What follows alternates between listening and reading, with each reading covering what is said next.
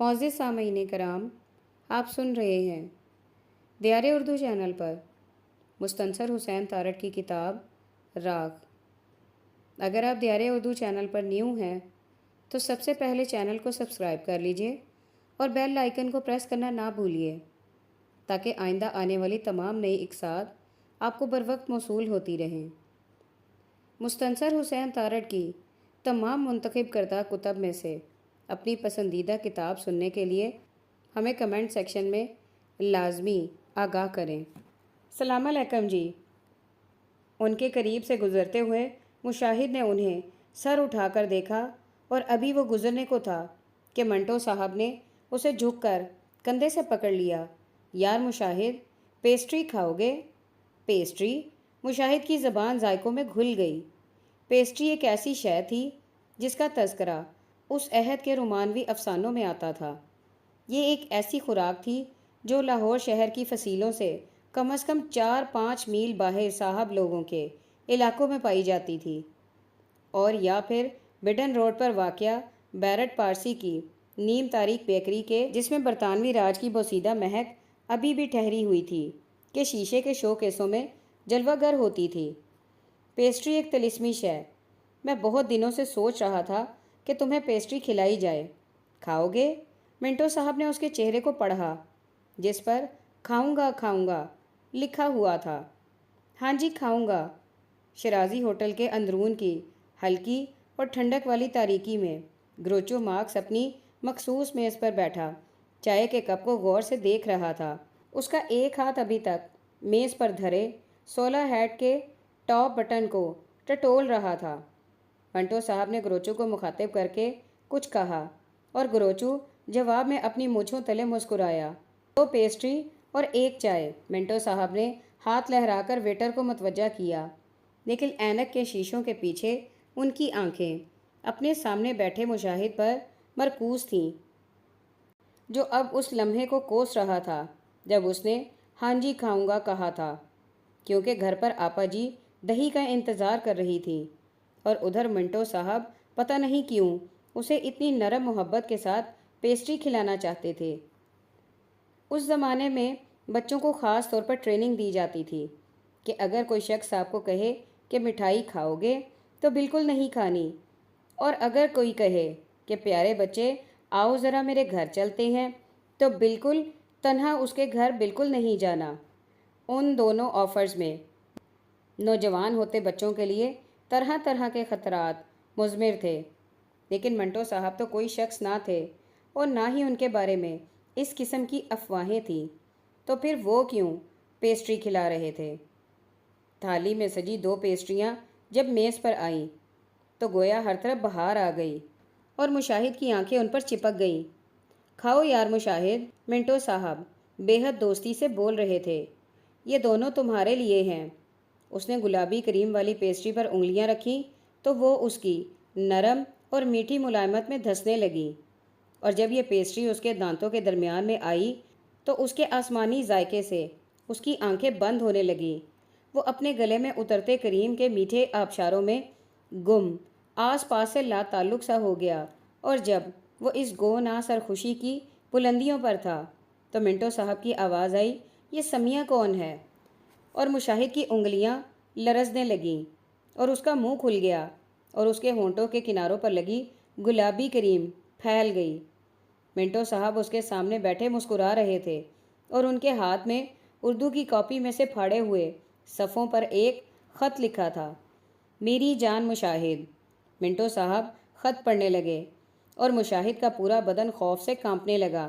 وہ اٹھ کر بھاگ بھی نہیں سکتا تھا کیونکہ اس کے ہاتھوں میں دوسری پیسٹری تھی اور اس کی نرمی میں اس کی انگلیاں دور تک جا چکی تھیں۔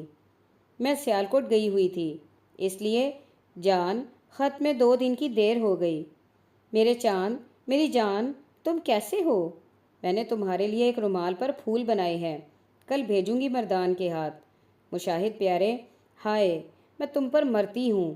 یہاں آ کر منٹو صاحب رک گئے اور خط کو طے کر کے جیب میں ڈالتے ہوئے کہنے لگے، ذرا یہ تو بتاؤ کہ یہ تم پر کس طرح مرتی ہے؟ پتہ نہیں جی۔ وہ رونے کی تیاری کرنے لگا۔ تمہارے اوپر مرتی ہے، نیچے مرتی ہے یا درمیان میں مرتی ہے؟ منٹو صاحب نے بے حد شفقت سے پوچھا۔ پتہ نہیں جی، اس کی آواز بیٹھ رہی تھی۔ دیکھو بیٹے، گھبرانے کی کوئی بات نہیں، یہ خط تمہیں مل سکتا ہے۔ لینا ہے؟ لینا ہے خط؟ جی پلیز، آئندہ نہیں کروں گا۔ نہیں نہیں، کرو، ضرور کرو، آئندہ بھی کرو، لیکن صرف مجھے یہ بتا دو کہ تم کیا کرتے ہو۔ کہاں جی؟ کہاں نہیں، سمیہ کے ساتھ کیا کرتے ہو؟ کچھ نہیں جی۔ یہ منٹو صاحب کس قسم کے سوال پوچھ رہے ہیں؟ چلو، میرا تم سے ایک وعدہ ہے، پکا وعدہ، تم مجھے اپنی اور سمیہ کی کہانی سنا دو۔ تم کیسے ملتے ہو، مل کر کیا کرتے ہو، اور اگر پرانے خط تمہارے پاس ہوں اور ہوں گے تو وہ دے دو، میں پڑھ کر واپس کر دوں گا۔ اور ان کے ساتھ یہ والا خط بھی ہے۔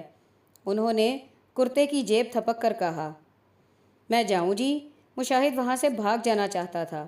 اور اگر یہ نہیں بتاؤ گے کہ تم سمیہ کو مل کر کیا کرتے ہو تو یہ خط تمہارے والد صاحب کو پہنچ جائے گا۔ اور یہ کہتے ہوئے اسے منٹو صاحب بہت برے لگے، برے سے بھی بہت زیادہ برے۔ یہ تو اتنے اچھے تھے، ان کو کیا ہو گیا ہے؟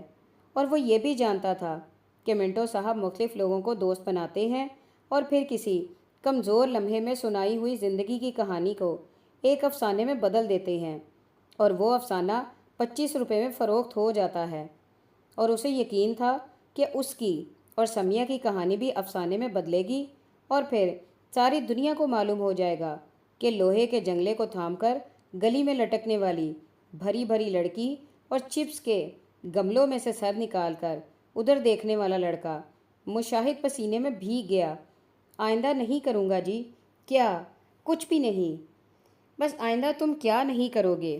منٹو صاحب کا سر اس کے قریب آتا گیا، اور اب اس کے جھمپو اور ڈرپوک چہرے اور منٹو صاحب کی اینک کے درمیان صرف ایک لرزتی ہوئی پیسٹری تھی، جس کی نرمی میں اس کی جو انگلیاں تھیں ان پر بھی پسینہ آ رہا تھا۔ کچھ نہیں جی، گرمی بہت تھی، اور پیسٹری اس کی انگلیوں میں موم کی طرح نرم ہو کر 2 حصوں میں لٹکی اور میز پر گر گئی۔ تم صرف یہ بتا دو کہ جو کچھ بھی تم کرتے ہو وہ اوپر کرتے ہو، نیچے کرتے ہو یا درمیان میں کرتے ہو؟ مشاہد کچھ سمجھا کہ منٹو صاحب کیا کہہ رہے ہیں، اور اس کے کانوں کی لوئیں سرخ ہو گئیں اور بدن ٹھنڈا ہو گیا۔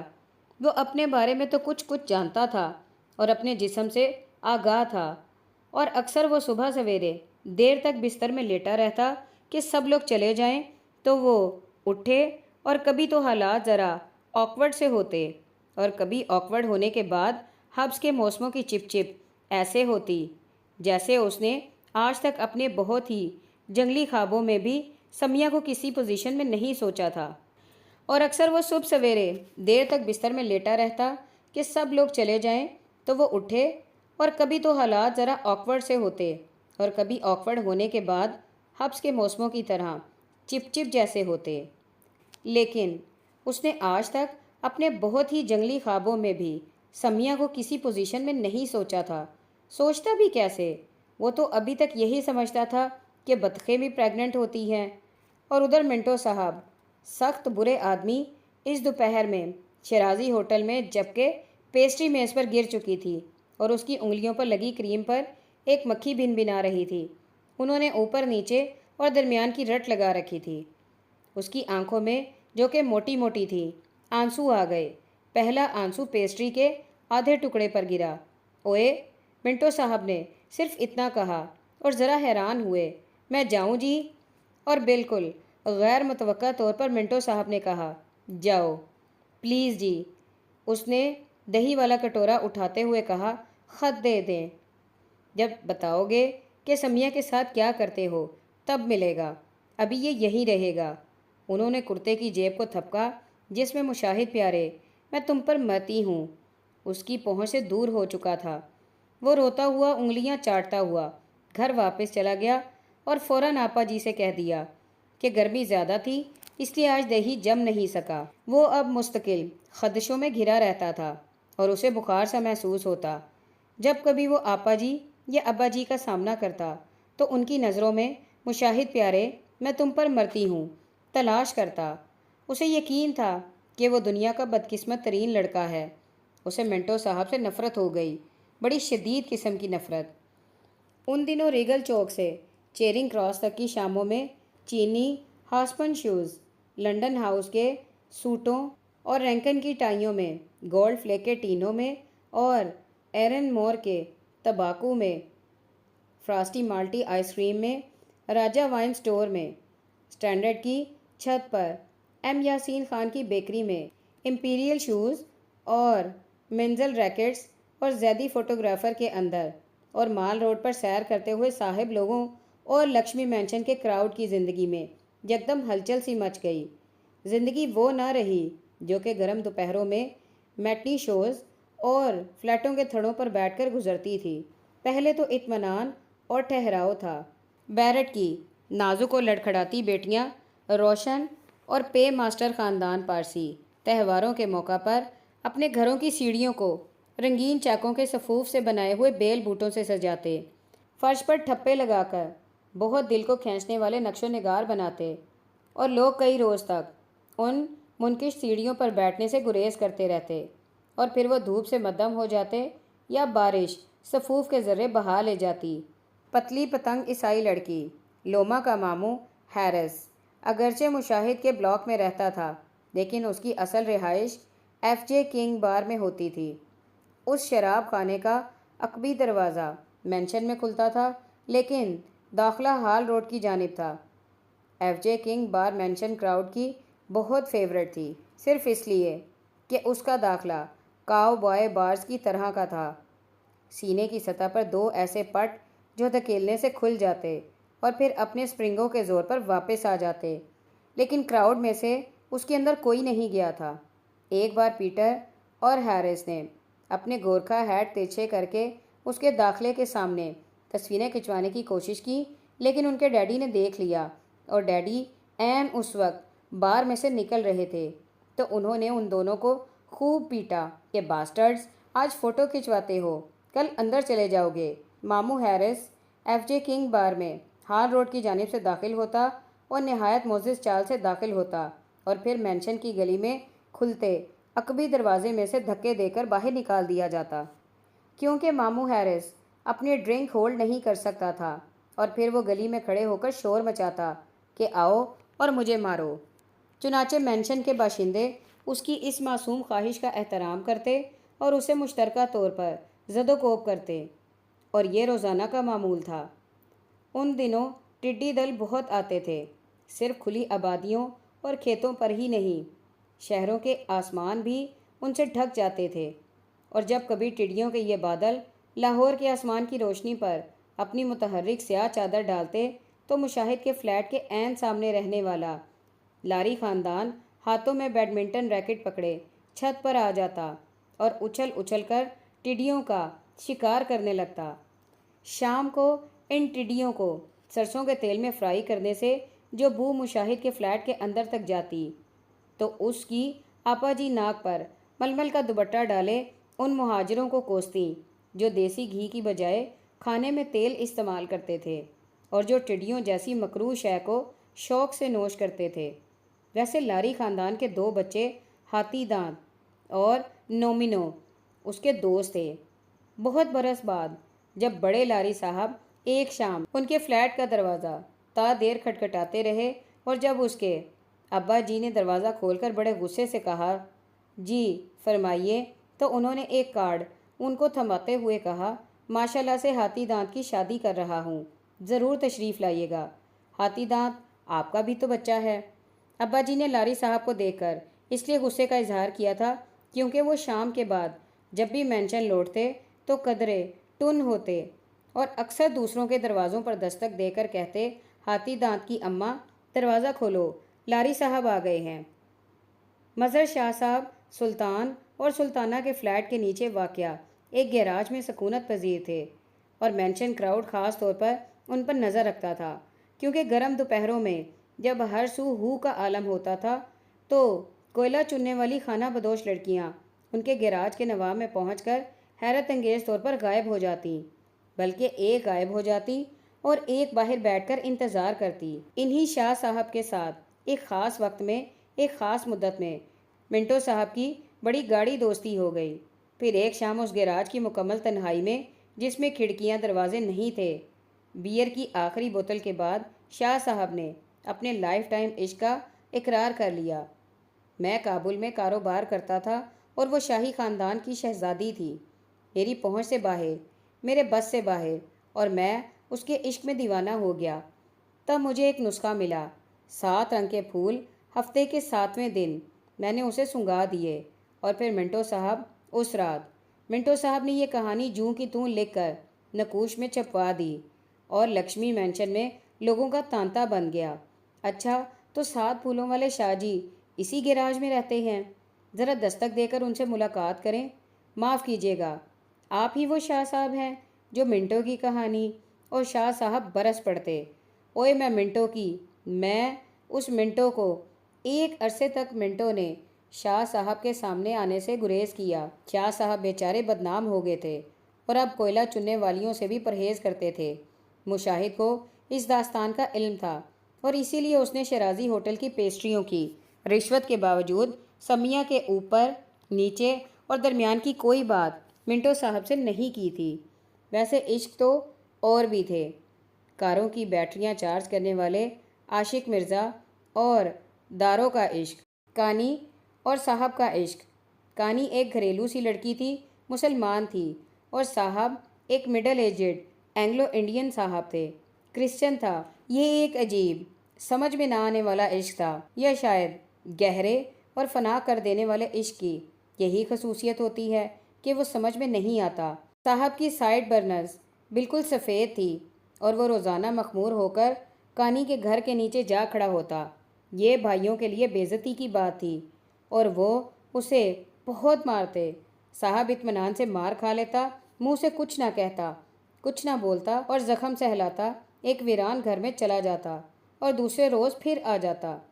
کسی نے کبھی یہ نہیں سوچا تھا کہ مسئلہ کانی کے مسلمان اور صاحب کے کرسچن ہونے میں بھی ہو سکتا ہے۔ مسئلہ صرف عشق کا تھا۔ کمال دن رات کنیز کو لو لیٹر لکھتا، اگرچہ صادق لکشمی مینشن کا رکھوالا تھا اور وہ ہر آنے جانے والے پر کڑی نظر رکھتا۔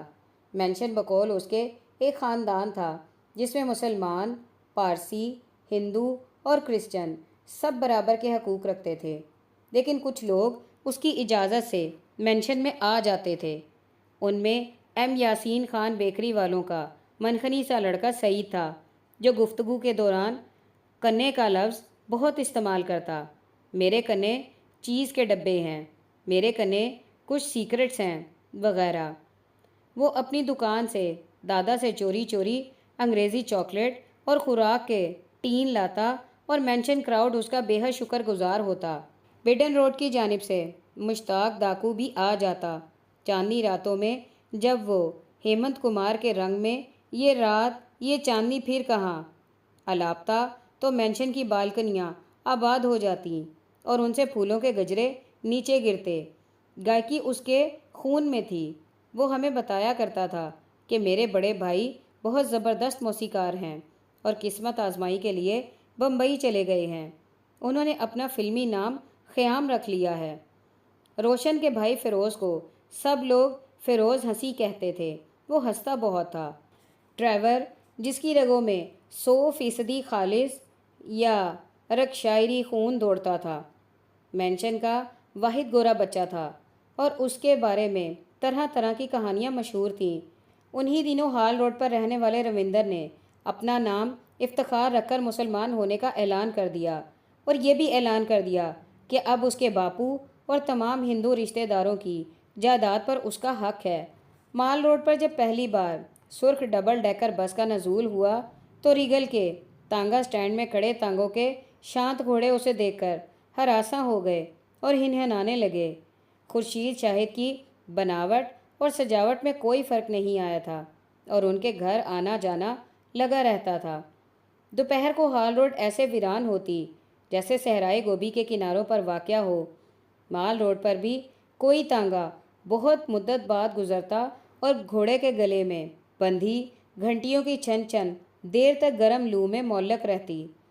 بس لاہور کے یہی وہ دن تھے جب ریگل چوک سے چیرنگ کراس کی شاموں میں مال روڈ پر سیر کرتے ہوئے صاحب لوگوں کی زندگی وہ نہ رہی جو کہ گرم دوپہروں میں میٹنی شوز اور فلیٹوں کے تھڑوں پر بیٹھ کر گزرتی تھی۔ لکشمی مینشن کے کراؤڈ کی زندگی میں ایک ہلچل سی مچ گئی۔ لاہور کے اسی اطمینان اور ٹھہراؤ اور سادہ دلی میں ایک گاڑی بھوانی جنکشن پر آ رکی۔ اس ریل گاڑی میں ان سب کے، خاص طور پر مینشن کراؤڈ کے خواب تھے جو انہوں نے کلیمنجارس کی برفوں کے سائے میں دیکھے تھے۔ ان میں ایک کومل پاؤں والی، ننگے پاؤں والی کونٹیسا تھی، ہیمنگ وے کے ناول فیسٹا کی ہیروئن تھی، جو پامیلونا کے میلا سان فرمان میں ایک بل فائٹر کے عشق میں مبتلا ہو کر اپنے آپ کو برباد کرتی ہے۔ اسی گاڑی میں اسکارا موچ تھا، وائلڈ نارتھ تھا۔